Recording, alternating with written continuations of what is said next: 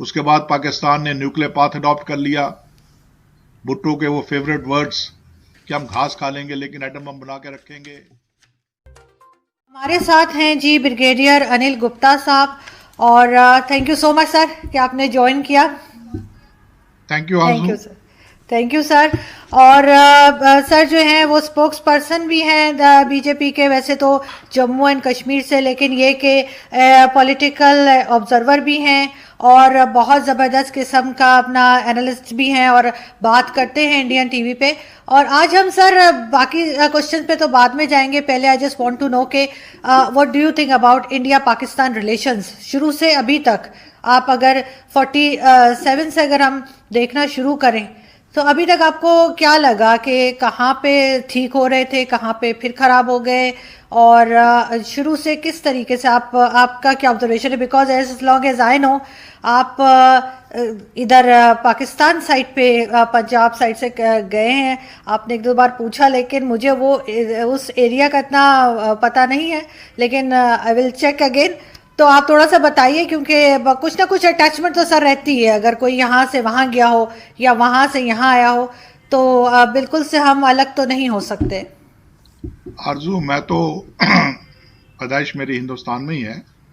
मेरे एंसेस्टर्स शकरगढ़ में एक जगह है मल्ला, वहां के रहने वाले थे। और मल्ला आज भी शायद पाकिस्तान के अंदर लूम्स के लिए बहुत ज्यादा मशहूर है। उस वक्त भी ये लूम्स के लिए बहुत ज्यादा मशहूर होती थी। उस वक्त हैंडलूम्स होती थी और इसलिए इसका नाम पड़ा था मल्ला। यहां तक देखिए, भारत पाकिस्तान संबंधों का सवाल है या रिश्तों का सवाल है।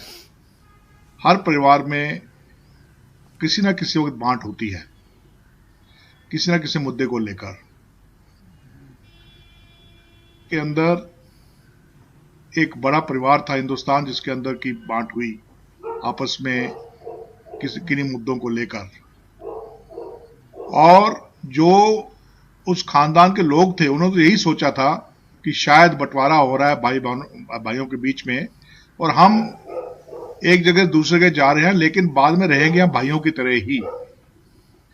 लेकिन जिन्होंने बंटवारा किया था शायद वो ऐसा नहीं चाहते थे, और शुरू से ही उन्होंने ऐसे बीज बोए कि इस परिवार के अंदर जो बंटवारा हुआ, जो खून खराबा हुआ, उसके जख्म बढ़ते ही गए बनस्पत इसके कि वो जख्म जो है वो तंदुरुस्त होते, ठीक होते, या उनके ऊपर जैसे मलहम लगाने के बाद ठीक हो जाता है, कुछ ऐसे हालात होते हैं।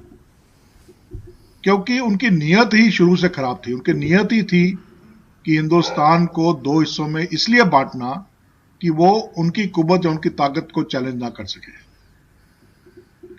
और कुछ स्ट्रेटेजिक रीजंस थे, वो शायद पे आपके साथ अगर आप बोलेंगे तो बाद में वो भी डिस्कस कर सकते हैं।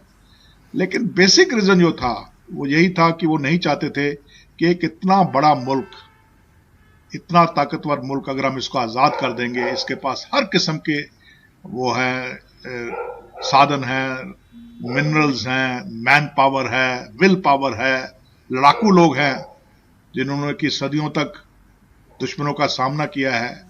अगर ऐसे एक मुल्क को हम इकट्ठा रहने देंगे तो शायद ये हमारे लिए चैलेंज बन जाएंगे, और हमारी जिसके लिए कि हमने ताकत,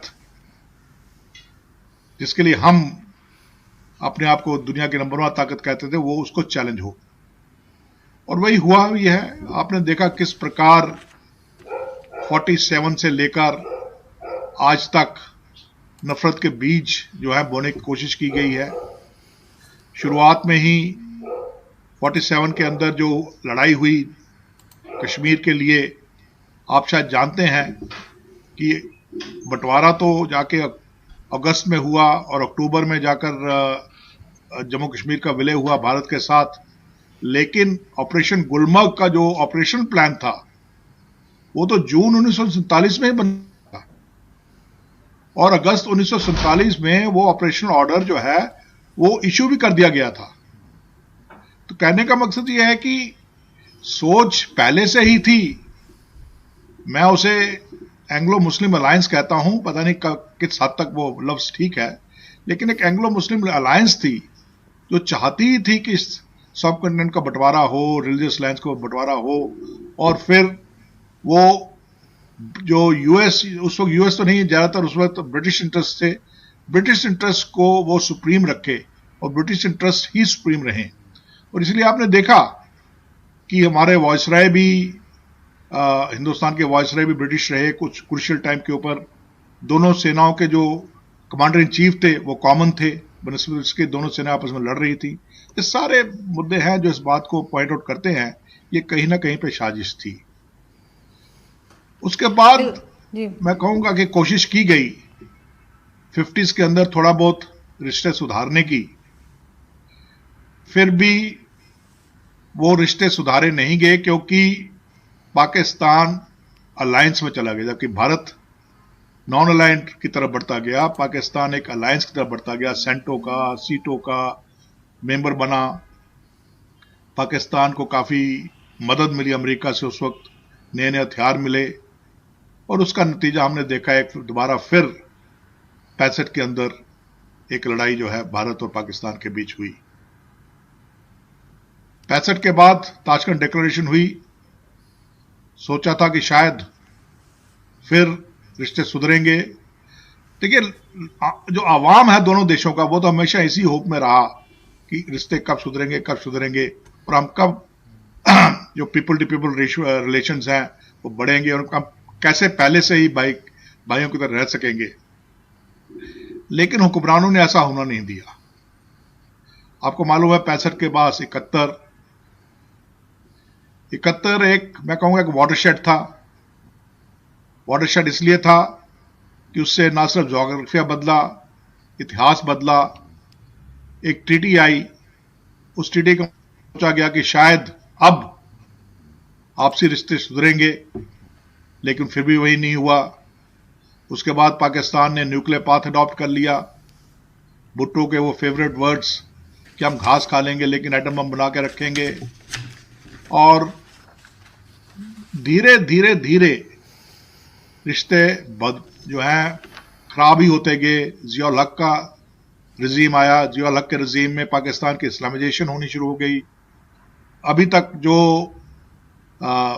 मैं कहूंगा कि रिश्ते आपस में थोड़े बहुत भी सुधरने के चांसेस थे, जैसे जैसे इस्लामाइजेशन बढ़ती गई दिल की दूरियां भी बढ़ती गई, और इसे बहुत ज्यादा मैं कहूंगा एक रिलीजियस लाइन्स के ऊपर दोनों देशों को अलग करने की कोशिश की गई। उसके बाद एक दशक आया 80 का, जहां पर थोड़ा बहुत पीपल टू पीपल रिलेशंस बढ़ने शुरू हुए थे। कल्चर, हमारी जो बैकडोर डिप्लोमेसी जो कहते हैं वो थोड़ी स्टार्ट हुई थी। रिलेशनशिप बढ़े थे, आने जाने का लोगों में थोड़ा बहुत एक्सचेंज हुआ था, होप्स फिर बढ़ने लगी। लेकिन उसके बाद फिर मिलिटेंसी आ गई। वो मिलिटेंसी कश्मीर से शुरू होकर धीरे धीरे हिंदुस्तान में और भी जगह फैलाने की कोशिश की गई, और ब्लीड इंडिया थ्रू 1000 कट्स की स्ट्रेटजी जो है वो पाकिस्तान ने अपनाई। और अब क्या कहूंगा, मैं तो यही कहूंगा कि लोग तो अभी भी यही चाहते हैं कि रिश्ते अच्छे हों। हम तो यही चाहते हैं। हम तो पाकिस्तान की आवाम के हालात देख के काफी हमको बुरा लगता है, क्योंकि जिस प्रकार की गुर्बत और जिस प्रकार का अंडर डेवलपमेंट हम देखते हैं मीडिया में भी और सुनते हैं, पढ़ते हैं, बहुत बुरा लगता है। क्योंकि हमारे ही भाई लोग हैं, हम एक ही, जैसे मैंने कहा, एक ही परिवार के हैं। एक परिवार के लोग कहां से कहां पहुंच गए, एक परिवार के लोग कहां से कहां पहुंच गए, दिल को बहुत दुख होता है। और इसलिए दुख होता है क्योंकि उनकी गलती कुछ नहीं है, अवाम की कोई गलती नहीं है। गलती सिर्फ हुक्मरानों की है, जो बंटवारे की दूरियों को नजदीकियां में बदलने में नाकाम रहे, और इन दूरियों को और ज्यादा दूरियां उन्होंने जो है बढ़ाने की कोशिश की, जिससे कि आज नतीजा ये है कि आप देखिए कि ऑलमोस्ट बिल्कुल हम पे हैं, कोई बातचीत नहीं है। डिप्लोमेटिक लेवल पे भी बातचीत कट ऑफ हो चुकी है, और एक दूसरे को ब्लेम कर रहे हैं। नुकसान, मुझे तो लग रहा है कि पाकिस्तान को इससे बहुत ज्यादा नुकसान हो रहा है, क्योंकि अगर पाकिस्तान अगर अपनी माली हालत बढ़ाना चाहता है तो उसको हिंदुस्तान के साथ ट्रेड करने के अलावा और कोई ऑप्शन है ही नहीं है। क्योंकि जो चीज आपको हिंदुस्तान से 2 रुपए में मिल सकती है, वो आप जब तीसरे या चौथे कंट्री के थ्रू लाते हैं तो ये आपको 20 रुपए की पड़ती है। अवाम को ये सहूलियत क्यों डिप्राइव की जाए, जबकि भारत के अंदर या हिंदुस्तान में मोस्टली चीजें जो आपको चाहिए वो सरप्लस हैं। तो ये सारी चीजें जो हैं, मुझे इस बात का बहुत दुख होता है कि जो चीज जो जिस तरह से हमें रहना चाहिए, जिस पड़ोसियों, और अगर मैं कहता हूं अगर हम दो हमसाया मुल्क किसी तीसरे मुल्क के कहने पे ना आकर आपस में मिलकर जुलकर रहें तो दुनिया कोई ताकत जो है वो हमें हरा नहीं सकती या हमें कमजोर नहीं कर सकती, क्योंकि हम दोनों मिलकर ही दुनिया को इतनी बड़ी मार्केट प्रोवाइड करते हैं। मार्केट ड्रिवन इकोनॉमी नाउ, पूरा वर्ल्ड मार्केट ड्रिवन है।